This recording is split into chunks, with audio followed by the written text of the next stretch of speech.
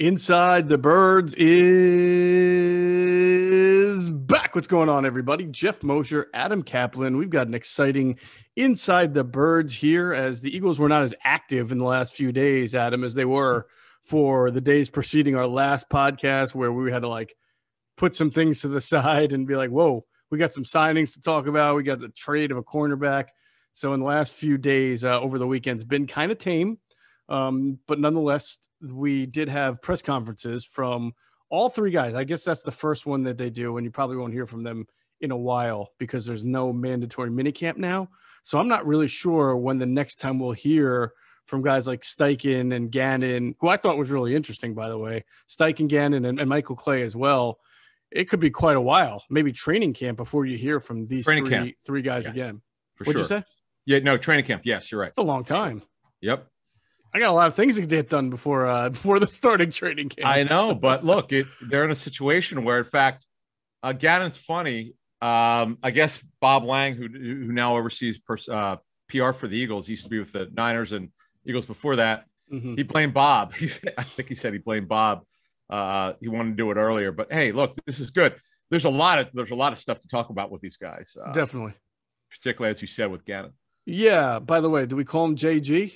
That's what he wants to be called? JG. We'll get into that. That was funny. It's a little bit, KG, like Kevin Garnett or the old KG from Naughty by Nature, but I can't. JG is a little weird, but I guess I can get down with it. JG. Kind of hard to say. Yeah, that's what I'm saying. It's like the two J's, right? JG. I just JZ. Okay, JG. It just sounds a little bit weird. But anyway, let's break this down. First of all, Q&A will drop this week. Their last one was awesome. We did we renewed our live stream last week. So for those who did not catch it, I thought it was good because we were asked questions that weren't per se specific to some things that we talked about last week. So it was good. Fans still have different things in mind. For example, somebody really wanted to get into the Andre Dillard situation. We talked about the signing last week, Adam, of LaRaven Clark and what that meant and depth, and we didn't really get into exactly how it impacted Andre Dillard and whether it meant he would be traded if he loses out on the battle. We talked about that during the live stream. Yes, it was really good. And one of the things we've said with our show is since we started it, if the questions are good, sometimes we'll actually wind up being a segment just because maybe it's something we didn't think about, or if a bunch of people ask the same question and it's really smart, we're probably going to use it. Mm-hmm. And we're going to discuss it. So it's good. And we appreciate the questions. We got questions from our Facebook board. We got stuff from Twitter.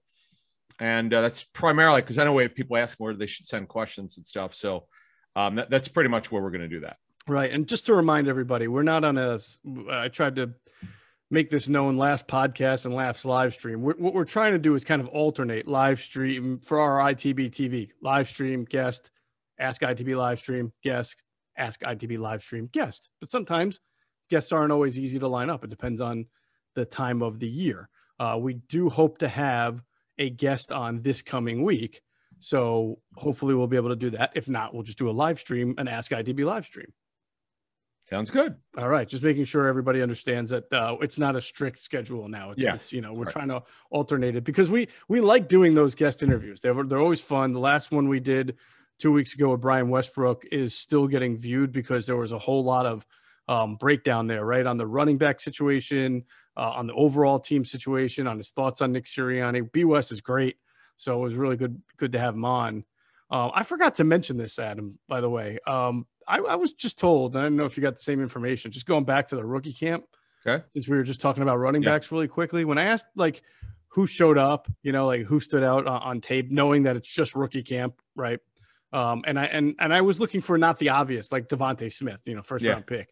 Gainwell and Jack Stoll, the rookie free agent tight end from Nebraska, were two guys that came up in conversation. So I thought that was pretty interesting.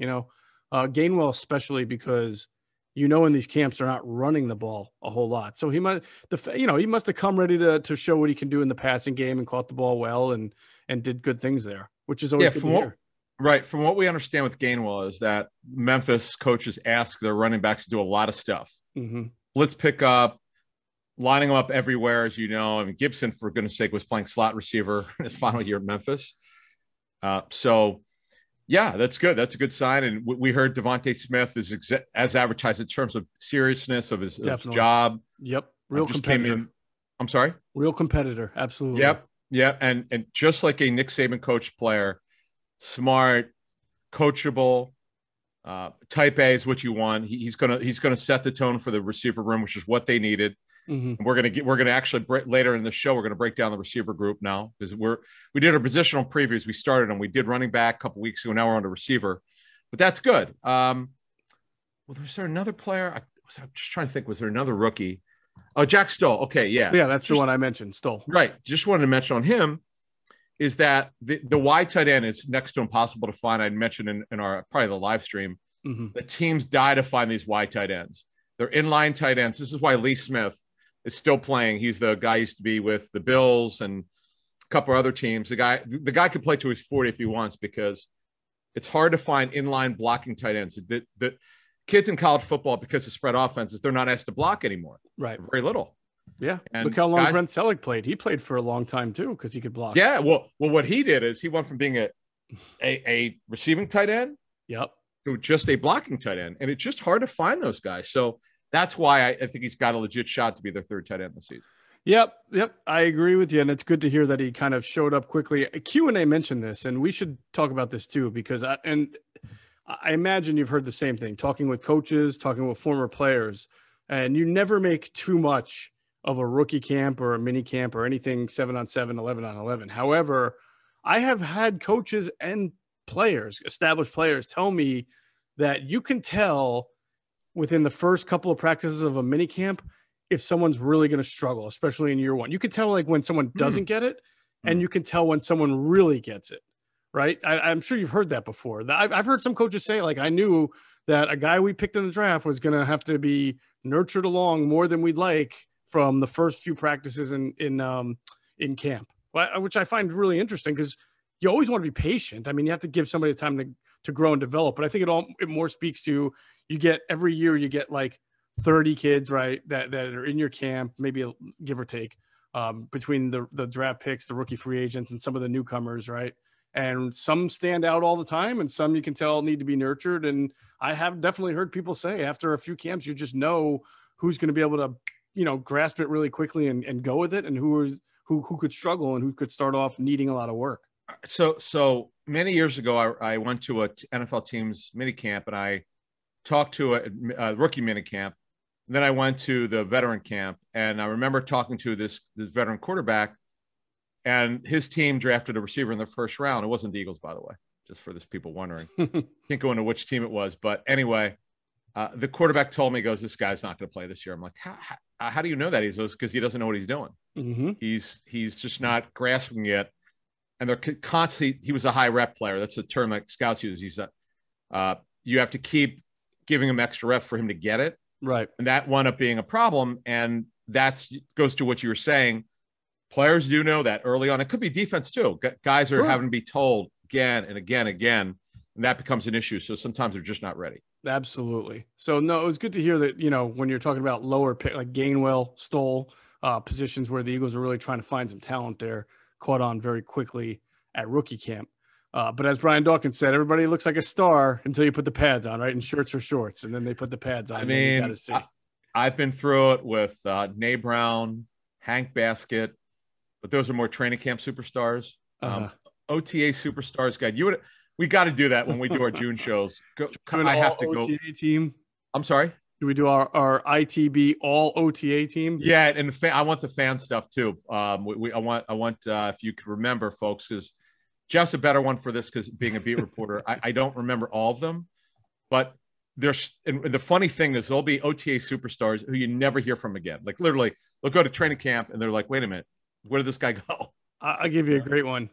You remember the immortal Greg Salas, right? Oh, Greg Salas. Wide receiver from Hawaii who had he had been with a few teams before. Rams. The Eagles. Yeah, Rams. I think it was the Jets. That might have been after the Lions, maybe. Yeah. Let me tell you, man, that dude caught everything. And when I say everything, I don't mean, 5-yard crossing patterns and slants. He was going up and getting the ball on the sideline, contested catches. You would have thought Greg Salas was going to be the next Jerry Rice in camp. Greg Salas. Great call by you. Great. That is a great one. Oh my! I literally, as soon as because I remember Greg Salas covering him as a rookie. Was with the Rams, maybe drafted by the Rams. I think it was the Rams. I'd have to check. Okay. Yeah. And he must have been a Senior Bowl guy because I know I covered him for that draft, and he was supposed to be like the next great slot receiver, and he just never wound up making. I mean, he had some decent seasons, but he never really made it big time. Yeah, no, he was a superstar of that camp. It's almost like he was in the zone. We just couldn't get. I mean, they couldn't stop him in camp, but that's what happens. All right. By the way, someone sent us an awesome meme, or not a meme. It was just somebody found this, so I've already sent it over to Q&A to talk about on their show. There is there was a game between the Panthers and the Rams where Avant was on the Panthers. No, I'm sorry, Eagles Rams, and Avant was still an Eagle, and Quentin was on the Rams, and he makes a tackle on Avant in this game, and they found Quentin Michael making a tackle on Jason Avant. Nice ankle tackle. Nice. In the middle of a game. So we're going to have to get those two to talk about that for the next show. I wonder if they remember it. That's what I'm just thinking. Yeah. Jason's caught like 1,000 balls and Quentin's made like 1,000 tackles. And before they did this show, I don't know if they ever I knew they were friends and everything, but I don't know if they ever ribbed each other about that moment. So we'll have to ask them. That'll be great to go through. But good job by the person who found that and sent that to us on Twitter. That was really good. All right, let's get into these coordinators' press conferences. First, of course, you hear Adam and I tell you about our high school exploits, the times that we won. We love winning. We love that feeling, but we are long retired. But that doesn't mean we're done. We're losing now because we're still winning because we use Deal Dash, the online shopping platform that's actually fun. Deal Dash is the longest running penny auction website and app around. And if you think that's too good to be true, well, you are correct. We have seen a car go for about $900, brand new TV, less than $2, iPads for about 50 to 100 that Adam could not yet get. Did you get it yet? Did you get one? No. All right. I got to get back to that. Yeah. Keep trying. There you can get amazing things for the house, garden, anything you want, cars, mechanics, tools, all that stuff, anything for less than top dollar. Brand new stuff for less than top dollar. So don't be a loser. Stop paying full retail price for the things you want. Get on Deal Dash. It's dealdash.com, or you can download the app. That's what Adam and I use.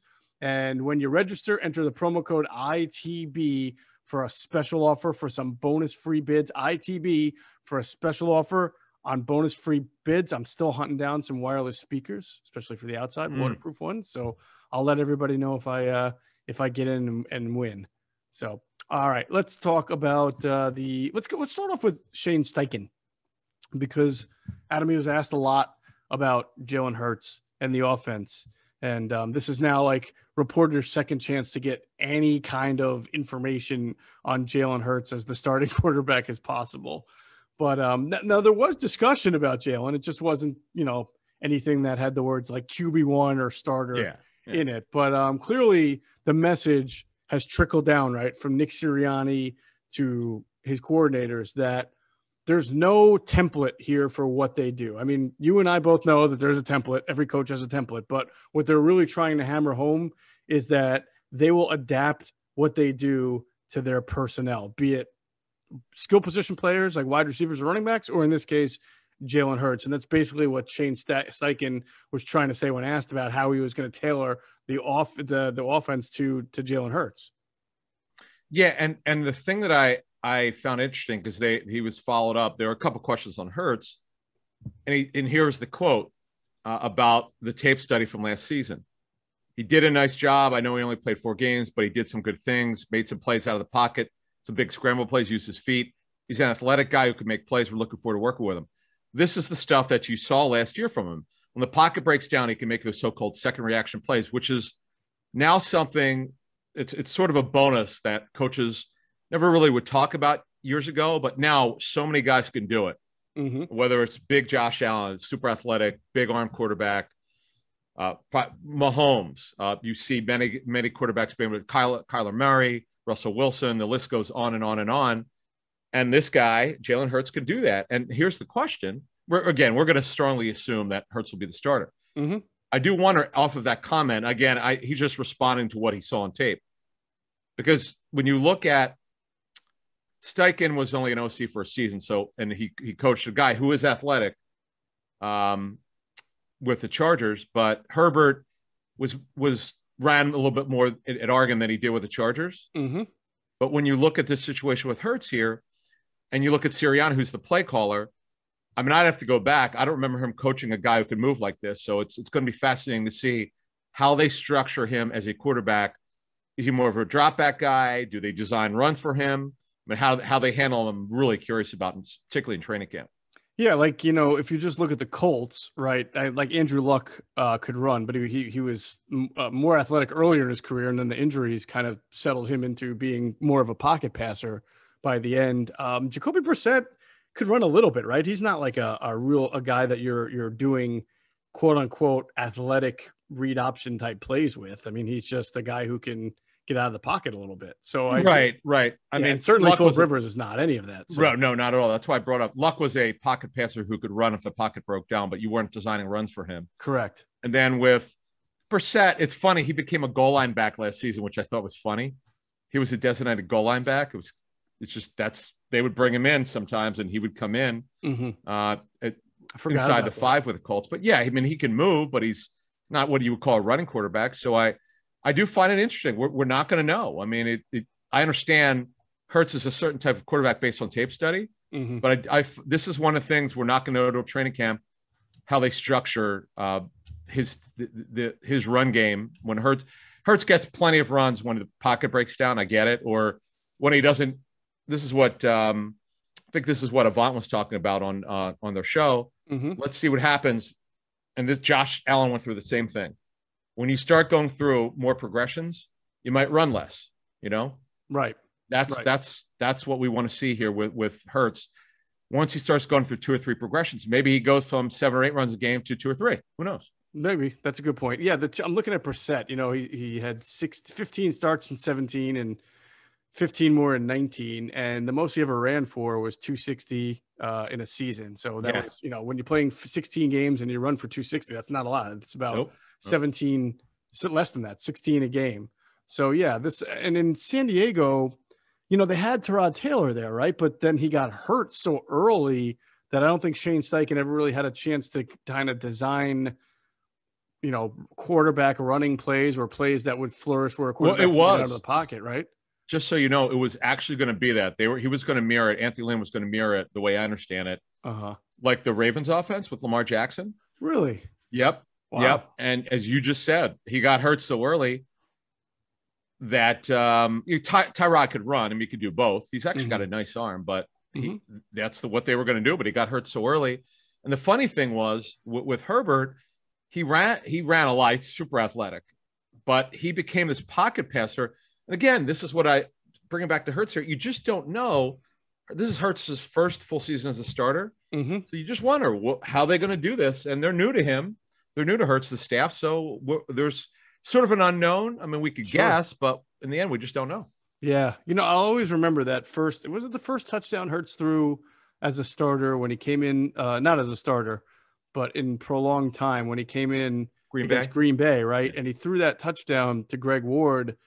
And what he did was he got out of the pocket and he was rolling to his right and he kept looking and Ward was running kind of a deep over and against a cover 2. And he just found him. And by the time Ward caught it, there was just enough, he was able to outrace that deep safety to the corner of the end zone for a touchdown. And that was such a great example of Jalen using that athleticism, using his legs, but also keeping his eyes downfield to keep the play going and then not just have to run for a first down, but be able to put points on the board there. Agreed. Yeah, that was a great play. And it really was. I was pretty intrigued. I understand his accuracy could have been better. I get it. I mean, he only played 4 games. But I was so intrigued. I've mentioned the Arizona game was a great example of what he can do. The Washington game was not fair. They were so beat up on the offense. That was just a miserable game. But you only have the 4 games. That's right. That's all you have of tape, and you could extrapolate some things. But in the end, this is going to be it. This is his season to be the guy, and I'm really fascinated We'll get to the receivers later. I'm really interested to see what kind of development he can make with such a young receiver group. Yeah, like we said, imagine the benefit it would be to the Eagles if Jalen Hurts emerged as the franchise quarterback they've been looking for, and then they can just use all those picks at their advantage. They don't have to trade them for another quarterback. They can really start to surround him with even more talent pretty quickly there. So we've got a lot to find out. One thing that Steichen said that I think fans are going to really love is how he talked about the screen game, talking about how they're important. He said anytime you can get the ball out of the quarterback's hands quickly and into the screen game, that's a great thing. I don't know what happened to it. I still never understand what happened to the Eagles screen game last year under Doug Peterson. The first year was great. Second year was pretty good. Third year, I don't know what happened there. I don't mean to say first year, but I mean the Super Bowl year was great. And then the year after was pretty good. And then it just gradually got worse and worse. I'll tell you why. The quarterback would not check the ball. The quarterback. Yeah, well, that's true. It's a big part of it. But this isn't a check, right? This is like a designed play where you're supposed to throw it flat. It's not like you're asking the quarterback to bite on the ego here. Yes. But the check down, Wentz would not check it down. That they missed plays over the years where he just wouldn't check it down, where they clearly could have gotten yardage. Just wouldn't do it. He's trying to make the big play. But look, this is an old school West Coast offense. That means the backs will catch the football. Yep. And I find it interesting. Isn't it funny? Look what they did. They added 2 running backs. Gainwell, who's an absolute stud of a talent. It's just that he opted out last season. That hurt him for getting drafted high. And Kerryon Johnson is a pass protector. So, and Miles Sanders, we know, can catch the football. It's just funny how we now know, we've known really since this staff was hired, this is going to be more of a West Coast scheme. And this is what they do. The backs in a true West Coast offense catch the football. Absolutely. It always has been that way.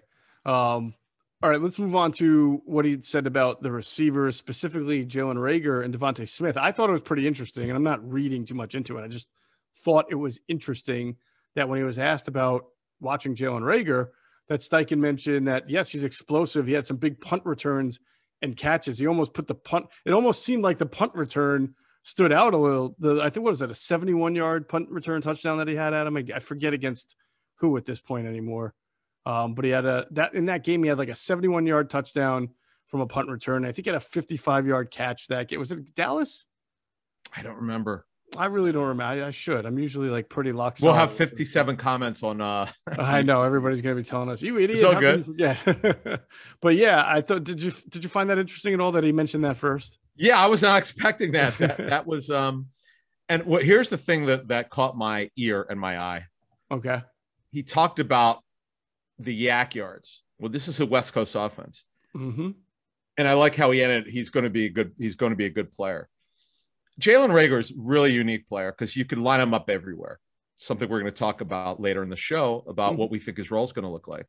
So I thought that was good. And, he talked about Smith. And this is, if you talk, it's just so funny. 2 years ago, 3 years ago as well, we lamented the fact that their speed, the lack of speed, it was painful to watch them. As Greg Cosell said, he did say it. I'm just quoting him. He said the Eagles' 2019 offense was the slowest he saw in film. Think about that. Right. Amazing, huh? And here's where they are. They're now so they got guys who can run like the wind. Yeah. And still, they may not be any better. You have to have good football players. You have to have guys who can run like the wind and catch the ball and run their routes correctly. And by the way, the 73-yard punt return came against Green Bay. Okay. So that was a big game for him. So look, I think they want to put them. It made me wonder. They have a lot of candidates here. Who do you think will be? It'll be interesting to see who the kick returner and punt returner are going to be. Well, Reagor was an unbelievable punt returner at TCU. I don't know why he wouldn't be. I don't know what I understand. He had a thumb injury and he had the shoulder injury. Maybe that was why they didn't have him do it much. I can't answer that. Something we'll definitely look into for training camp. But my goodness gracious, they're so explosive. And I love what he said about Smith. I love this line. He won the Heisman for a reason. It's funny because there's so many of these quarterbacks, not so many, but some quarterbacks over the years who won the Heisman clearly were not very good. Oh yeah, definitely. They were just good college quarterbacks who didn't transfer to the next level. Yeah. When a receiver wins a Heisman, folks, the guy's special. This kid, special, and I cannot wait to see him on the type of routes because his crossing routes are great. This kid's a supreme player, and with, as you said, all the speed that they have, and you put Fulgham out there, it's going to be fascinating to see how these guys do, and as we've said from day one, how these new coaches develop these receivers. Absolutely. Who would you? Does Gainwell have kick return ability? You believe? He does have return ability. We're checking into that with someone. We'll probably know that fairly soon. Actually, that's one of the questions I have to find out about Gainwell's background. Okay. But so you got to think he's a candidate for kick return. If Boston Scott's on the team, he's still a candidate for kick return. Rager is a candidate for punt return. I would like to think Devontae Smith's a candidate for punt return. Yeah, and then I do wonder what the philosophy of this new staff is, because sometimes when the staff comes in, they don't want to expose the players to too much. Mm-hmm. It's just going to be a decision that he'll make. And Michael Clay, the new special teams coach, actually was asked about that, which we'll get to in a couple minutes. Right. I just got, it's nice to have running backs and wide receivers be in competition to be able to do this. I used to just scratch my head sometimes at him, like over the past 10 years. It seemed like the Eagles always wanted to have like a safety or a corner return. I mean, you go back to like Jorick Calvin. Remember him? Who? You remember Jorick Calvin from the 2008 team? He was the punt returner. Vaguely. Come on, you got to remember him. He was like a safety. Damn, nice like call by. Where do you come up with these guys? But he wasn't fast. I mean, he wasn't like explosive. I mean, Reno Monte wasn't fast and explosive, and J.R. Reed was quick, until he got hurt.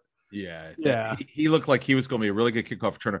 Before we move on to Gannon, in terms of returns, here's the Greg Ward, okay? Mm-hmm. His nickname is Greg Faircatch Ward. Yeah, Greg Ward. Come on. Awful at it. He's safe. I mean, he won't drop the football. Right. But the coverage team could be 20 yards from him. He fair catches it. It's right. Come on. I remember, obviously, Deshaun was one of the best ever. Jeremy tried a few. Jeremy could not punt return in the NFL. I remember that. He was great at Missouri, but he could not do it at the NFL level. And I don't know if it was like a mental thing. I don't know, what was different about it that he just was not good at it, but he put the ball on the carpet a lot in practices. He just wasn't fit for punt return at the NFL level. Yeah, I remember that. Boy, he was a good player. That's too bad. Oh, yeah. Yeah. Definitely. I think he's coaching high school ball, by the way. In Kirkwood, Missouri, I believe, where he's from. I think he's coaching either his alma mater or something like that. Yeah, so shout out to J Mac.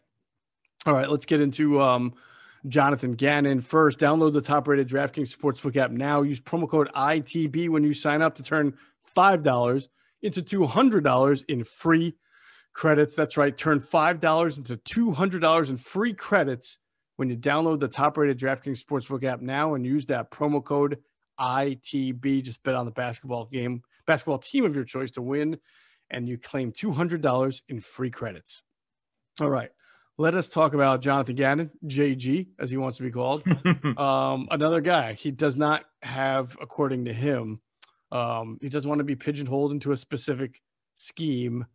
But you do know, as we've talked about, based on his answers to certain things, that there's going to be a lot of Zimmer-esque operation to what he does. Mike Zimmer-esque. 100%. Yep, 100%. That goes from – see, now here's where I thought was interesting, because he was specifically asked about Zimmer's double A gap blitzes and shooting the A gaps, crowding the A gaps, which is something Zimmer has done a lot of in the past. Maybe not as much more because everybody expects it. But Jonathan was asked, would he be doing that? And he said, some elements, yeah. But he also, again, talked about the personnel. Other than Eric Wilson, who has had some sacks as a linebacker and in that scheme, I don't know between whether it's TJ Edwards or even Ryan Kerrigan or Alex Singleton, if Jonathan will see similarities in what he had in Minnesota or Indianapolis. You know what I'm saying? Oh, Kerrigan is perfect for it. A stand-up linebacker when he stands up. Yeah, stand-up linebacker, right. Yeah, obviously he's going to play DN, but he's also going to stand up. And when he does, you can move him. Mm-hmm. Milton Williams, if he's able to be active a lot, he's a guy who could probably do it, because depending on what weight, you got to have some quickness. Williams and Kerrigan are terrific for it. Kerrigan is, he's such a stand-up pass rusher. It's funny. Gannon was asked about Kerrigan. he just talked about his versatility. We know what that means. That means standing up or with your hand down, but he didn't really go into it too much. But right. I'm really looking forward to how Gannon uses personnel here. And because the other thing that I liked is he did say in passing about when he was asked about pre-snap and post-snap, he basically shot down the post-snap stuff in terms of it's really about pre-snap because what you want to do is you want to make the quarterback hold the ball just for a split second, make him think, because that changes everything. That could help your defense, your D-line to get there. Mm-hmm. Or make him make a mistake. And then I love the part when he talked about he's going to give his D-backs freedom to do some stuff pre-snap, which is kind of what Harrison Smith has done over the years. But that was really interesting. Yeah, if you watch Minnesota tape, especially in the last year, ever since the last 2 years where Sendejo left and the roles are a little bit less clear, right? Or they ask more of Harrison Smith, he is all over the place. I mean, honestly, I think they actually used him in more varieties than the Eagles even used Malcolm Jenkins, which is saying a lot because Jim didn't do a whole lot of movement pre-snap. If Malcolm was going to play in the box, he was going to come into the box. If he was going to play the slot, he was going to line up over the receiver. You'll see Minnesota tape where Harrison Smith looks like he's an edge blitzer. I mean, he's rocking back and forth on the line, and then right as the ball is snapped back, he's running 10 yards back to play a deep safety role on a cover 2, and you're like, whoa, you have to be smart, athletic, fast, everything to be able to play that kind of role. And I don't know that the Eagles have a defensive back that is in even anywhere near Harrison Smith kind of skill level. No, because he might go to the Hall of Fame. So yeah, you're absolutely right. Yeah, he's really good. You know, I gotta say, I never really realized how good. I knew Harrison Smith was good. I knew he had Pro Bowls. It always stuck out in my mind that the Eagles kind of picked on him in the NFC Championship. Well, you know why? You know, because they found something on tape and they exploited it on Harrison Smith. There was some kind of tell, so I understand it, that they found on Harrison Smith, and they exploited it in 17 in the championship game. But the guy's an absolute stud, big time athlete for the position. Yeah, super smart. But you're right. I don't. This thing is like Gannon's asked a lot of questions. He tried to deflect some stuff. Some he admitted. Some he said, yeah, we're probably going to do that. Mm-hmm. But because they're so not talented in the secondary, other than Anthony Harris, who knows the defense, but he's 30 years old. Mm-hmm. And I know he had that one big year with turnovers. You're so right. I don't know who the playmakers are going to be. Who would you think? Who could be the playmakers? I don't know. I don't know. I mean, I know a lot of people look at Anthony Harris 2 years ago and see the 6 interceptions and think that screams playmaker, but it's not really. A little bit of an outlier. His whole career, he had none last year, and his whole career is not filled with all these interceptions. It was, described to me as good player, but right place, right time. That year, and you see that guys just happen to have that kind of a year. So I don't really know. Whether it's at the linebacker or the safety level, from a coverage standpoint, who has a real versatile skill set. I tell you this, now you're going to laugh at me, but I think it's the truth. The best I've seen Avonte Maddox play is in that safety role when he was a rookie and that interior coverage role. He was a good free safety. He had to play there when Rodney McLeod got hurt. And he was good there. He had I think 2 interceptions from that spot. So I don't know. Maybe this coaching staff, with their emphasis on defensive backs, can figure out a way to get Avonte Maddox to play like he did his first year. Either that or it was, just like I said with Anthony Harris. Sometimes you just have everything go the right way one year, and that's not really who you are. It's a good point. It's funny with Maddox, and we were just assuming he's going to be their slot corner, but we don't even know. The cornerback group is such a hodgepodge. Right. We don't know, other than Slay, how the roles are going to be played. Right. We're in May now, but obviously they're going to add 1 or 2 corners by the time we get to training camp. But even so, Maddox's role, going forward on the Von Avers rookie deal is interesting. It's a really good point you make, because it's not that he's just this great athlete. I mean, he ran really well. He was a movable guy, but he's smaller at 5'9". Mm-hmm. And Jim Schwartz loved him because he's so smart. Out of the blue, he was pressed he was looking for someone to play safety. And he, as you said, he did a good job, surprisingly, because he hadn't played it before. Right. And the kid's gifted. Obviously he's not played as well because of injury, I think. Mm-hmm. But he could be a chess piece. Who knows? Also be interesting to see what they do with Darius Slay. Jim played so much man last year, had him cover, trail, shadow. There were games where he was good. There were games where he got beat pretty badly. Metcalf, Devontae Adams stick out. So obviously with the amount of zone you would expect Gannon to play, maybe we won't see as much trail from Darius. Maybe that'll be better for him. I don't know. He is obviously their quote unquote best playmaker in the secondary and whole back end, but he didn't have a playmaking type of year last year. Yeah. And again, because of the defense is changing, there's so much we have to learn about how he's going to use them. I know he's trying to downplay what kind of deep, scheme and all that because he wants to play to their strengths. Mm-hmm. And I believe him. I mean, I'm sure. Look, they're going to run Zimmer scheme. I mean, we know that. The question is because of the issues in the secondary. Safety also is, by the way, not very good. Right. How he decides to match up is going to be tough. I mean, this is the same stuff that Schwartz went through the last couple of years because of the lack of talent at corner. Mm-hmm. We've leveled a lot of criticism at Schwartz. Some of it is partially because the personnel wasn't very good, and he got hamstrung by the way he had to play him. Right. So you hope that Gannon doesn't feel like the same way, that he just can't run his defense like he wants to. Mm-hmm. But unless they add at least one veteran corner or somebody who could start on the outside, and barring McPherson shocking the world, well, it should be a shock because they don't have anyone else right now. But right. If he wins the job, okay, but he's a 4th round pick and he's a rookie. We just don't know how he could play at this level yet. Right. You kind of wish we talked about this when the schedule came out.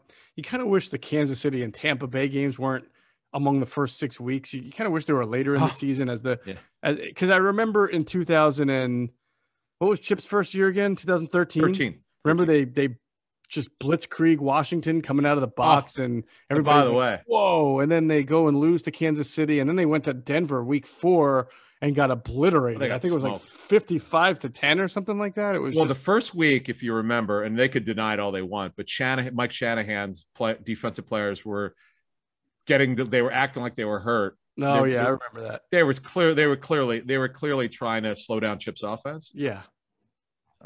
But I just meant though that it almost masqueraded the fact that their defense was really not ready. They were moving to the 3-4, and they had this huge opening win, and it seemed like everything was great, and then they kind of got exposed just a week or two later when they had to play some teams. But that Denver game. Denver game. I was out. I remember being there for that. I'm like, geez, my God, I knew Denver was going to be tough, Peyton Manning and everything, but 52-21 was the final score. And I don't even think it was that close, Adam. I'm sorry.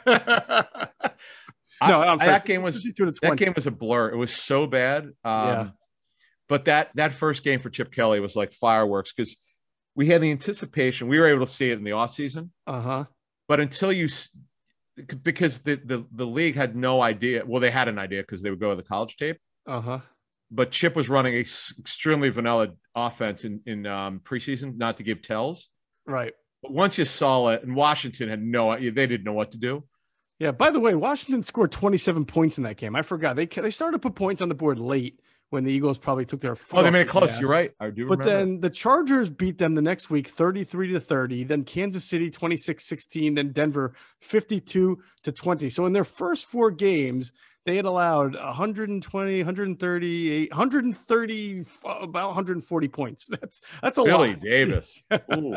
But yes, we can all make fun of Billy Davis, and we can all talk about the way Chip's scheme was. The offense was so fast, the defense was on the field, but it was really also this team that was a 4-3 for the longest time, transitioning to 3-4, not having everybody really play the 3-4 before. They had some 4-3 guys trying to make the adjustment, and I do feel like this year the defense will probably start a little slow just because everybody's kind of learning new positions. And that's why I say you wish Tampa and Kansas City weren't in the first 6 weeks there, because that's and Atlanta, by the way, can score points too. They're point week been a one, good team, but they've got weapons now. So all right, let's move on. I wanted to talk to you about something we've talked about, Mike Zimmer, right, and the influence there, and Matt Eberflus, but he also mentioned Emmett Thomas, that he was under him for a year. How about that? Former Eagle defensive coordinator, right? He might have been definitely DB's coach. He might have been a D coordinator. I can't remember. No, I think you're right. I think it was position. I don't know why I said coordinator, but and then Jerry Gray. Do you remember much about Jerry Gray? Oh yeah, Jerry Gray. I'm so old. I remember him as D-back for the Oilers in the 80s. But long time defensive backs coach. He was also coordinator in the league. Right. And Gannon is lucky enough to coach under Emmett Thomas, Jerry Gray, Matt Eberflus, and Zimmer. He went through all the guys that he worked for. But the thing is, and he didn't want to give out everything, but he talked about learning under Zimmer the most. And and Zimmer was also a DB guy by trade, as he said. So, look, it was pretty revealing. I thought you don't want to make too many broad judgments, but he was able to confirm some of the stuff that we had reported. And there was some stuff that, he talked about the hits principle. Yeah. The one thing he did, I wanted to make sure he mentioned, and I know it's a small point, but it's a big point in the big picture. To talk about taking away the football. You remember Schwartz would never talk about it because he defended why they didn't get turnovers. I mean, he would fight anyone who would criticize him over it. What the reporters, no, you can't do that. Well, as I've said many times with that, he won't find very many people around the National Football League agree with it. Right. It seemed to me when he was talking about the Eberflus influence at him, it was more, it was less scheme oriented and more bigger pick, like what you want your team to look at. You mentioned the hits principle, which is it's what is the H in hits principle now? I forget now. It's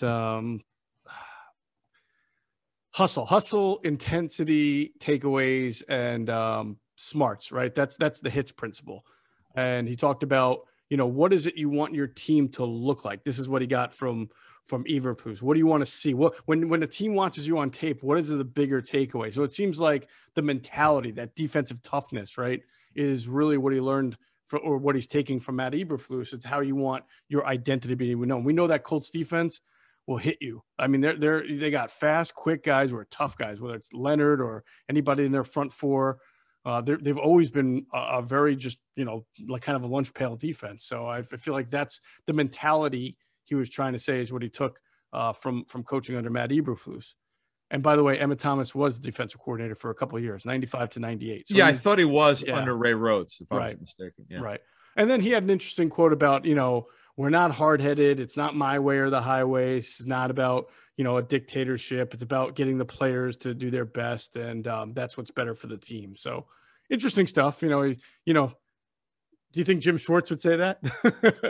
No, or do you think he would really feel that if you shot him up with true serum? But again, and I know we don't want to make too many broad statements here, but we're just responding to his philosophies because we don't have any access to this guy as a coach. Right. We just have to go on what we knew. And now he's confirmed some of it. And he also, by the way, he gave away Eric Wilson's role as kind of what we heard. He either played middle or weak side. Yeah. And he could do both. So, and look, I like it. The pre-snap thing. I'm glad he was asked about it. He does believe in it. No question about it. And that's going to be a little bit different. Actually, a lot different, depending on how much of it he does. Right. I'm really looking forward to how he runs his defense because as one NFL source said to me, this defense could be more different than Jim Schwartz's. It's complete 180. Right. Although one thing he did say that we had been wondering and weren't sure, he does believe in heavy rotation of the defensive line and keeping guys fresh. So, which makes sense. And I know Matt Eberflus does it. And so that's good because the Eagles obviously have given him a plethora of pass rushers to work with. So it's not like DE 3 or 4 or pass rusher 3 or 4 is going to have to wait for someone to get hurt to get on the field. They're going to be out there fairly often. Agreed. And the thing is, because they're very light at D tackle, that's a big need for them. They need a veteran. Right. So I do wonder when you talk about these snaps and the rotation and keeping guys fresh, will guys like Josh Sweat play inside? Probably a little bit. If Milton Williams is ready to go, and he talked very highly, I should mention, in addition, about how smart he was. I guess in his pre-draft interview with the club, he did well, and Gannon talked about how well it went. And kid's pretty smart, so that'll help. But all these guys are untested behind Hargrave and Cox, so some of these DNs may have to play inside unless they add a veteran. Definitely. And maybe they like that matchup anyway. Maybe they do it even without depth issues if there are no injuries. We'll have to see if they value it the way some past defensive coordinators have valued moving the D end to the D tackle position in the nickel. Good point. That's right. Yep. All right. Real quick, Michael Clay. I mean, anything really stand out to you? He really didn't kind of commit to who was going to return punts or kicks. He seemed like very interesting guy. I felt like he wasn't afraid to like kind of talk about his, what he learned under Chip Kelly, knowing that this is Philly and talking about his relationship with Chip. Yeah, I forgot that he played for Chip at Oregon. He was a young guy. He's only 30 years old. Right. He's been a special teams coach, assistant special teams coach for a while. Mm-hmm. Son of a high school coach. That's good. It's always good. Yep. He's got football in his blood, so to speak. Mm-hmm.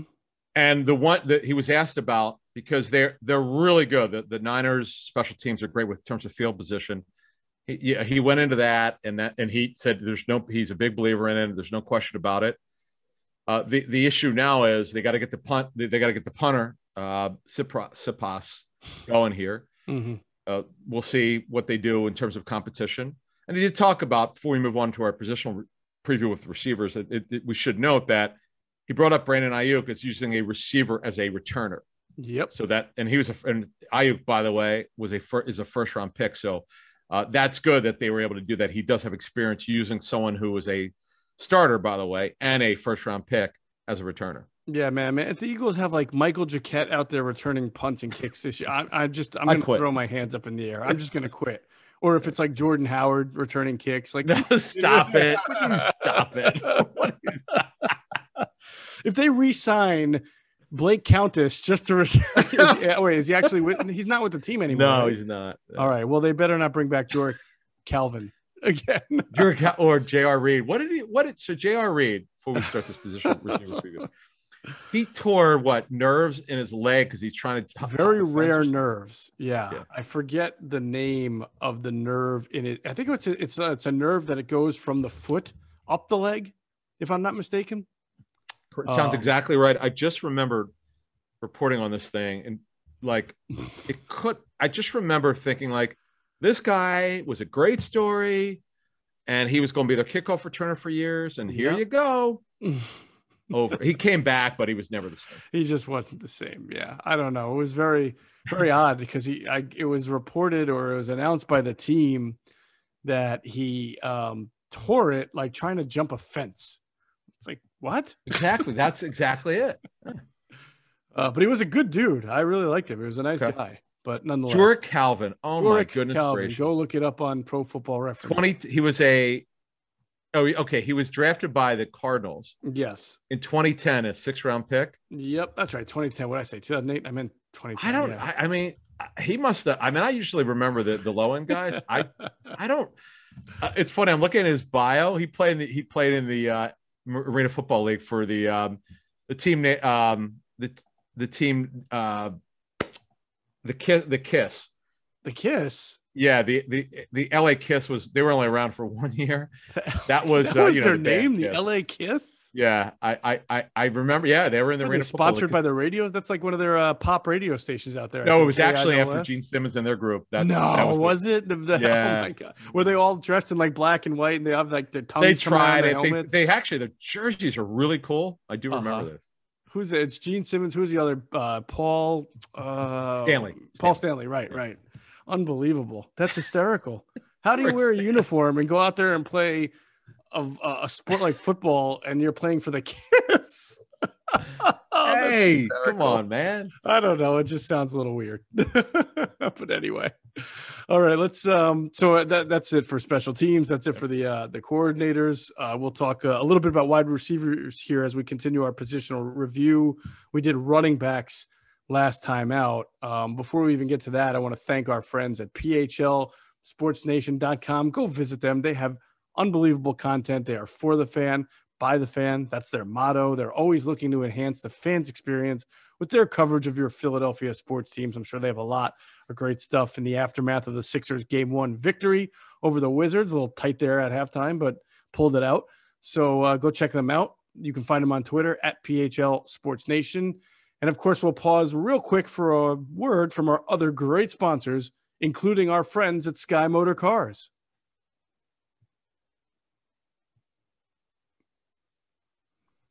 All right, Adam, wide receivers. Now, do the Eagles have in your – I mean, I haven't looked at everybody's roster, right? They've got to have the young – by age, youngest group of wide receivers, average age in the NFL, right? It is incredible. So I was just doing some research here. And Greg Ward technically is a vested – he's not even a vested veteran. The Eagles, don't have a vested veteran. They're the only NFL team that does not have a vested veteran on their team at wide receiver. It's almost hard to believe. Now, it's not the worst thing to go very young, and they've got a lot of talent here, but it's unproven. Here's my first question before we go in here. Should they sign a veteran? We've asked this question. People have asked us. What do you think?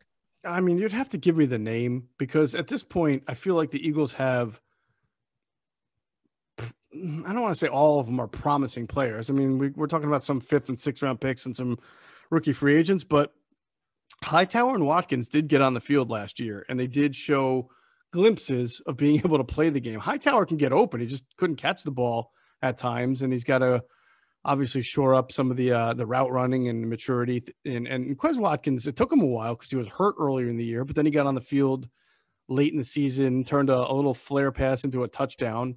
So, I want these guys to be able to compete.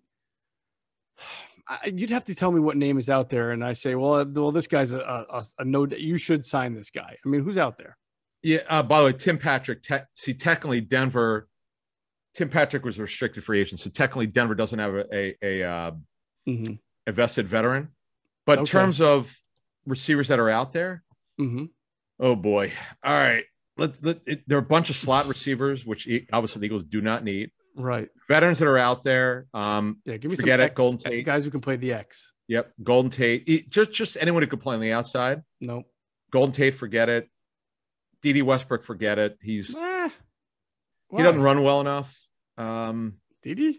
I always thought he was. Yeah, no. It seemed like all his touchdowns were deep ones, but okay. He actually, Greg Cosell told me that when he watched his tape. He just doesn't, he's just not. Des Bryant, I mean, he doesn't run very well. Yeah, I'm not doing that. Your guy, Laquan Treadwell. I love Laquan, but I'm not even bringing him into this situation. Now this guy I like. I'm about to mention. He's a former first-round pick of Washington. He just has been a bust. Josh Doxson. Oh, man, I'd almost bring him in just to take a flyer, but that's what who had him last year? Jets. I mean, they brought him in and didn't do anything, right? Correct. He didn't. They were a mess. Yeah. But I guess if he were pretty good, he would have proved it. But this is like year 5 now, right? Or 6? He's been around for a while. He gifted player out of TCU, very gifted. And he can play the X, right? He's got some height to him. He's got some long. He's big, yeah. Yep, he's long. Not Shoot, thick, Adam, like he's not thick. But yeah. I wouldn't see. I'd sign him to a minimum and just have him compete at camp. And if he doesn't make it, he doesn't make it. But I wouldn't mind bringing him in. But that's not what you're asking, right? You're asking more like, do they need to bring in like a real veteran who can produce, who can be a leader to this group? Was that what you're getting at? I mean, like a Muhammad Sanu. I don't. That's lots of different. Yeah, that's an established player. Guy's done it before. Exactly. Guy's done it for you. He's in the twilight of his career. Would it be a good influence who can maybe play on third down when you go spread? And it's something we're going to get into. But how we think this scheme will look like, because I got a little bit more information. I've been trying to figure this one out. They're going to be so much fun. You mentioned their youth. There is talent here, and if these coaches could get these guys to develop, there's a lot here. There's a lot here to be developed. I'm looking forward to it. I mean, it's so odd to say, other than Denver, that they're the only team that doesn't have a vested veteran. It's almost unheard of. But by the way, what? Greg Ward, as you mentioned, 5th year. I mean, how rare is it to be going into your 5th year and you're never been on your second when I say second contract, I mean, he's been on a bunch of futures deals, but never an extension. How can you go into your 5th year and never been extended before? It's crazy. Yeah. In 17, he was on the practice squad the entire season. Right. 18, they finally brought him up. Yep. And so he's got 3 years in here. And that's it. No, they didn't bring him up in 8. Oh, yeah, they did bring him up in 8. They did, yeah. In fact, I could tell you, just going back a while, but 19 years, okay. There was a major disagreement I shouldn't say major. There was a disagreement from the personnel side to the coach's side, I don't remember. Again, this is going back almost 4 years. Mm-hmm. But he should have been brought up well before. He should have been signed off the practice squad well before that. And I understand, like, they kept that. No, actually, you're right. He was 19. Not until 19 was when he played. Because he was in. Right. It wasn't Canada. It was the league that folded, right? Wasn't he in the AAF or something like that? What was that league? I don't remember. He was. He was with the practice squad in 18, and then they finally got him up on the roster. And it should have taken him as long. And from what I understand, he was doing well in practice. There was just some sort of disagreement whether he should be up or not. And they were so bad years ago. For the life of me, I don't understand why he didn't get a chance. Look, in 19, I know they didn't get a ton of catches. He showed something. And last year, he was so reliable. I mean, you know, he had 6 touchdowns last year. I did. It was quite an impressive year for him. For what he is, you know, absolutely. Very impressive year. He averaged 7.9 yards per catch, which isn't going to keep you in the league very long. I get it. But yeah, no, he had a knack for being in the right place. That's one of those years we talk about. You're in the right place at the right time. The guy gets open. There's something to be, in a way, again, he's not technically a veteran, but he's, as you said, he's been there since 17. Right. Here's what's amazing, Adam. He played 8 games in the AAF in 2019. Oh, he did. Before it folded, right, for the San Antonio Commanders. And he caught 22 catches for 214 yards, which is not a lot in 8 games. So even in the AAF, which is the AAF, right, it's not like he was even dominating there, but yet he was able to come to the Eagles and show that he can play a certain role. And he probably could. He had a better year last year in the NFL than he did in 8 games in the AAF. That's hard to believe. It is, but they were in such dire straits with Jackson hurt. Rager had the 2 injuries, and he had to fight through that stuff. And Jeffrey, of course. And then, look, Fulgham got his chance and he flashed, but he was not consistent. Right. They just don't have anyone who's proven. I mean, you could say Ward is to a certain extent. He's shown that he could play, but as we move along here, this is a new coaching staff, and we're going to learn about how they want to play these guys. But they're young. But I'll tell you what, there's explosiveness here. There's versatility, which we're going to get into. And again, they got a bunch of guys who could run. Yeah. Imagine telling somebody, right? Imagine Adam, someone who tells you in 2019 that a guy who played in the AAF that averaged less than 3 catches and less than 30 yards per game was going to lead the Eagles in touchdowns 2 years later.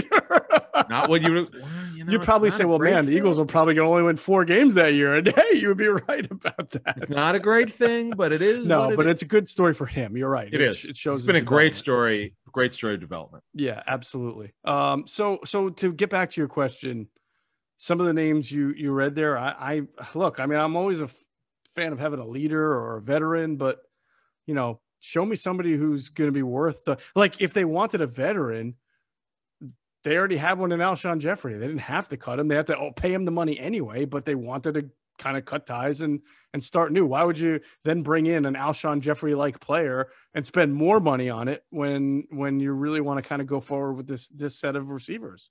Yeah, and then someone will emerge. Now the hope is because of they've been around him some, and you and I have heard that he's been as advertised in terms of not just as a explosive player, but with coming with a purpose and this is a guy who's going to probably lead that room. So let's move this forward here. How do you see schematically, like we've said it's going to be more of a West Coast offense, but how do you see this group being used? How do you see this? You have to tell me, right, what Travis Fulgham are we dealing with? Because I think that's the biggest question. If we're dealing with a Travis Fulgham who's going to get a clean slate with this new coaching staff and who's going to show up, and I'm not even asking him to be the guy who led the NFL in receptions and yards for 4 weeks there. That some of that might have been just lightning in a bottle. It's hard to believe it was because it felt real, and like you don't make those kind of catches accidentally that he was making. We've talked about the maturity, and he's got to kind of his football has to be his life and in his blood 24/7, 365. We talked about how he grew up overseas and played different sports and isn't like a kid from outside of Houston or Dallas who just football's religion and you're playing in front of 20,000 people on Friday night, right? So that's different for Travis. But if he can, if they can tap into him and make him a good enough X receiver who deserves to be playing, 60 to 70% of the snaps, then I like Travis as the X. I like Devontae as the Z, Jalen in the slot, and then, trips left with all three of them. I mean, creative packages, just those three on the field is what I like, Adam. Okay, I agree. Now, let's just assume for the moment that Ertz will not be on the team come the fall. In September, we're talking about that, because if for some reason, which would be a pretty significant surprise, that he's on the team this season, you're going to be pigeonholed to playing 12 personnel again, which they don't want to be pigeonholed. No coaching staff, not that anyone's telling them they have to do it, but by personnel, if you've got Ertz making $8.5 million, he's got to play. Right. That's just the way it is. And you don't want to have to feel like, we have to play this guy. He's a good football player, but that crushes the versatility of the receiver corps, because if they're able to move on from Ertz, right? This is the way we're going to assume again that they're going to. Right. Let's move this forward based on what you're saying and the way that I see it. Smith, they're going to have a 3-man rotation receiver between Smith, Reagor, and Fulgham. Fulgham is the X. Reagor and Smith are Z's. You could use them any way you want. If there are 11 personnel offense, more than 12, which is what we think, you could intersperse. And by the way, Cosell told us Fulgham also played the slot. Now, you have to assume, as you were talking about, that Fulgham's going to grow up here, and he's going to play more consistent football. Those 4 weeks were real. I mean, he was tremendous. It wasn't just the numbers. The tape was phenomenal. He has that ability. Yes, correct. Exactly. He looked phenomenal. Okay, let's call it like it is. He looked great. So, and by the way, they don't have a lot of size with this team. In fact, he is really, when you look at it, Hightower has length, but he's not strong like Fulgham. Fulgham is the one guy of this young group who's got size. So I think through the three of them, Smith, Reagor, and Fulgham, they're all going to play. Greg Ward should be on the team as a slot. Now, he's not going to play as much if he's on the team, because Smith and Reagor could play it. And as we've outlined now for almost 3 years, he doesn't run well enough. Right. As you said, under 8 yards per catch is not good enough. No, it's just not. It's not. I mean, it's good enough for him for what he does, but not offensively when you're trying to stretch the field. I do wonder, real quick before we get out of here, philosophically, Adam, we know that Doug Peterson was a 5-man protection only type of guy. He wanted like 5 Andy outlets, Reid, just like Andy Reid. Yep. Didn't want to use a tight end and stick him next to a left tackle or a right tackle. Obviously, not a fullback. Occasional chips, but even that, just like a little, running back gives an elbow and then goes out into the flat. I wonder if this coaching staff similarly believes that, or they were more willing to keep someone in a little bit more, because that will change the dynamic of what their formations look like a little bit. It's a good question that we don't know. Yeah. So we know what the rotation should be. Those three, Smith, Reagor, and Fulgham. We'll see about Ward. Right. Hightower and Watkins must earn their way on the football team. They're not guaranteed anything. Agreed. Khalil Tate, who's a former quarterback in college, he's a former UDFA last year. The 2 UDAs this year. Grimes and Osmond also have to earn their way. They're long shots. Right. But guess what? Because after Fulgham, and we'll include Ward on there, the first four guys are kind of, you don't want to say set, but you pretty much know who's going to be. Those 4 will be on the team. After that, and quite frankly, if Hightower and Watkins, one of the 2 of them, tear it up in training camp, and also do well in the preseason, we're going to have that this year. Yep. Who knows? I mean, who knows? And Grimes too, who's gifted, but there's a reason why he wasn't drafted. His tape is just clearly not consistent enough. Correct. He's got size, hands are not consistent enough. Route running needs to be better, but he's got size and he's gifted. Maybe one of these guys, because the Eagles have a history of undrafted free agents making it, particularly on the offensive line, but receiver is a different story. But again, new coaching staff, they have no allegiance to anybody. If maybe one of these guys pushes Watkins or Hightower off, who knows? Right. No, that'll be good. Hey, that's what they talk about with the competition, right? Competition is going to make everybody better. And I'm looking for the camp is going to be full of it. Maybe not for starting jobs, but certainly for competition, backup jobs. It'll be hot and heavy, as we like to say at training camp. It's just too bad it's not in Lehigh. I really miss those trips to Lehigh. Are you joking or are you serious? I'm lying. No, I loved Lehigh when I was in the hotel and I could just focus on work and stay over. But commuting, which I had to do, I did like half and half sometimes. Yeah. Brutal when you're trying to make it from Jersey to the Lehigh Valley to be there by 8:15 in the morning, right? I mean, that's boy. So I know, because I'd have to leave at 6:30. Let me ask you a question. Yeah. So you said your first year covering the Eagles, and you were the backup writer for in 05, right? 05, correct. Okay. Do you remember two? Yeah, if you want to call. I'm sorry, the number two, because I was two. Right. Yeah. Do you remember? Mm-hmm. Trying to because I don't want to give away the answers to the test, so I'm going to talk more about it in June when we go over it. We're going to go over the TO story in depth. Okay. But I just remember driving it, as you know, in Lehigh there's so much construction on what was that route? The blue route. No. I'm talking the when you're like 15 minutes from the school. Oh. Always construction. What is that road? 309? I want to say that sounds yeah. I think it's 309. That was the other 309, right? The other 309's in Montgomeryville. But there was driving back. I had to just driving that day. I just distinctly remember being so frustrated because there was construction. And then the TO incident that when he got thrown out of practice, whatever the hell it was, Andy threw him out of practice that day, and he got sent home. Right. And the trouble driving around that day was so frustrating. And this is before text messaging. Mm-hmm. And I don't even know, did I have GPS then? I don't even know. Because when I first started covering the NFL. Oh, it's well before GPS. I mean, you may have had I used maps. Yeah, there was no cell phone. Like you're saying, I mean, there were cell phones, but they didn't have GPSs in them. So you had to have your own little like gadget, I guess, in the car. Right. Like a TomTom or whatever they were called. I'm sorry? Like the TomTom. You remember that? Yeah. What was the other one called? What was the other one? Just what I was thinking exactly. I don't remember. I didn't have one. The one that you would buy if it was like $200 and you get it from like Best Buy or back then. Talk to you in the car and everything like that. Right, Circuit City or something, and you'd attach Circuit City. It's awesome. Now defunct. Yeah, we should. Yeah. Oh, that's good Circuit stuff. City. Yeah, but I think it was Route 309. I know that was. I think you're right. I think you're right. Yeah. Yeah, and just 2 years before that was when T.O. signed. So there was that long line of. I wasn't there for this, but I heard the legendary. The line of traffic was probably going, 30 miles out of Lehigh just for people in line waiting to get in. 10,000 people. That's amazing. That is absolutely amazing. It was ridiculous. It was really a cool experience, but just so absurd. Anyway, I don't miss the drives, but I do miss the atmosphere. I agree with you. Downtown Bethlehem is also pretty fun. Get some places to eat and drink. But you're right. I felt like even the competition, because people were there and they were watching, and you could be like 30 if you were a fan and you were in the front row of the bleachers they set up. You could probably be like 20-25 feet from the action, and when you're that close, man, and Brian Dawkins tackle somebody in a live drill, you could hear it was great.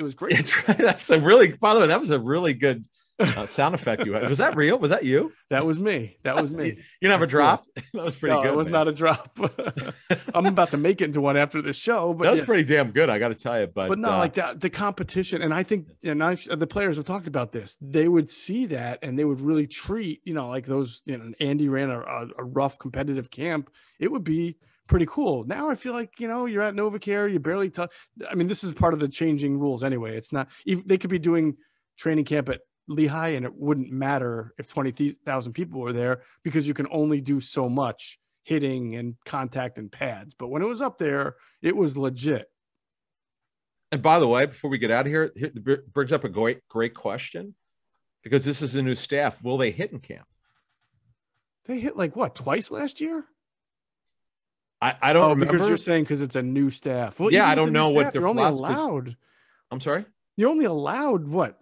How many padded practices are you allowed? Right, but just because you're in pads doesn't mean you're going to hit. Right. So I do wonder if what philosophy that Sirianni has. Mm-hmm. I would always laugh like when I would go around to camps and they say, "Boy, Andy Reid hits more than anyone." I'm like, it's like a 5-minute hitting period. It's just a joke. I mean, he used to, though. I mean, listen, the best part of Lehigh, right, was players. All right, so you had your first 3 days for rookies, then the veterans would show up like Friday. Then Saturday they would have the full team workout. Everybody would have to pass the physical exams. We can talk to Trey Thomas about those. Sunday was kind of a no action, and then Monday morning pads. That was the first pad. But they would hit. Yes, there's a difference between. Oh yeah. They would. Today's NFL, when they say the first day in pads, they so what? They don't hit. Whereas when Andy did it, you're absolutely right. That meant they're going to hit the first day because he every time. I would never. All my years of doing training camp tours, I always do the Eagles first because you're exactly right. I love the first day of camp with Andy. Yep. He's like, as soon as the rules allowed him, they're hitting. I love that. And the reason why that was always the best day compared to all the padded practices, because Andy would make them hit 3, 4, 5, 6 days in a row. And, if you ever played any sport, right, that involves physical contact, you're not feeling as spry as you were the day before. And then if you're waking up the next day a little sore on Tuesday, imagine how you felt Wednesday and Thursday. So even in pads, the next practice, it's like slow motion. Guys are barely doing anything at that point. So, and then half the team who's over 30 is already with Burkholder because they're faking some kind of sore this or sore that to get out of it. Guys had a lot of sore whatevers, after 3 days of hitting. So it would just be totally different. But that first day was what training camp was all about. I miss them. Yeah, I do miss those. I'm one of those reporters who likes going to practice. I just like being there. Yeah. And I loved it. I'm sorry? I loved it.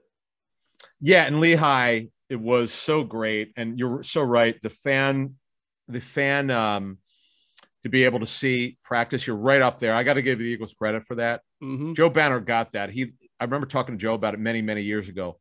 He felt it was important to give the fans pretty good access to practice. It was a big thing for them, to go away, by the way. Mm-hmm. And then what happens? Andy Reid gets fired. Joe leaves. And I remember talking to the Eagles about this. Chip Kelly said he absolutely had no interest in going to Lehigh or anywhere going away. He's like, we're bringing it in-house. And that's the thing that's lost, I wish they would go somewhere, to be honest with you. It would be nice. Maybe it's, as Marty Morningweg would say, cyclic, and then they will eventually, 10 years start going back somewhere and doing that kind of thing. We'll have to see. All right. When's your next Twitch? Tomorrow? Monday? Monday. Yeah. Monday night. Yeah. Monday, Tuesday, Wednesday, Thursday. What time do you do it, by the way? Is it the same time? Usually 7 to 8 p.m. Eastern. And then every once in a while I may change it up if because people like doing. I did it one time at 9 p.m. Eastern. So just it's easy. It's the Adam Caplan show. And then your Powder Blue Philly show. So they had a great win on Sunday. Boy, yeah. Where would they be without Zach Wheeler? Wheeler's been a pretty good signing for them. Yeah, he's been making up for Aaron Nola, not really pitching to Aaron Nola's standards. So, but it doesn't really matter because when you're at the level where you're playing where you can only win once or twice a week because everything else is going wrong between your defense or your lack of offense. It's amazing. I don't know if this is still true right now as we're recording this, but as comical as the Phillies have been, they had the most wins in the National League East going into Sunday. So I don't know if that's still the same because they were on a 4-game losing streak, and I didn't see what the Mets and Braves have done. Should we say NL East? Yeah, at the time we recorded our last Powder Blue, they still had the most wins in the NL East, correct? So please subscribe to the Powder Blue podcast. Myself, Frank Close, and Susie Hunter right now has been joining us, doing an excellent job. So it's been fun to talk Phillies. Not really, but I still like talking baseball and Phillies. Oh, they have drama. By the way, the Phillies have so much drama between. Oh, goodness gracious, Joe Girardi. Now, since we did our last show before we get out of here, with all the errors, right? I assume they're leading. They have to be leading Major League Baseball with errors, right? I mean, they've got I don't every other think game. they were, but I'll check. I know but they made a overall ton in Toronto, and they blame the field. I was going to ask you that. Who do you blame for these issues? Man, it's crazy. I don't know. So if you saw the game the other night, the game they lost, Game 3 to the Red Sox, but they were losing, and for some reason, Girardi had to go to his pinch hitter in the 7th, and he didn't go to Alec Bohm for whatever reason. He went to him later in the game, and I thought, how do you have Alec Bohm on your bench there? You guess you didn't start him, giving them the night, and you don't go to him in a situation there. And they saved him for a later inning, but you needed the runs then. So I I swear I watched this guy manage the Yankees and he was really good. And I don't understand why he's come to the Phillies and just, he's not been the same guy. And I don't know what's going on. And I see that the San Francisco Giants have the best record in the majors. And I'm like slapping myself in the head. I was never anti-Gabe. I never blamed Gabe for all of the organization's issues, but there was something about his communication style that really bothered me, not to the media. I mean, to his own players. Exactly. And I just never felt like he was fit for the job to lead, but he's doing a good job in San Francisco. Players got away with a lot of stuff with Gabe Caplan in Philly, but c'est la vie, so is life. Yes, sir. All right, that's going to be it for this this edition of Inside the Birds, the leading podcast in Eagles intel. Big thanks to our producer, Hunter Brody. Check out his work on YouTube. It's called Sports Talk with Broads. Check him out on Twitter at Broads81 and at Broads Media. And that'll do it for us. As always, we thank you for flying with us inside the birds.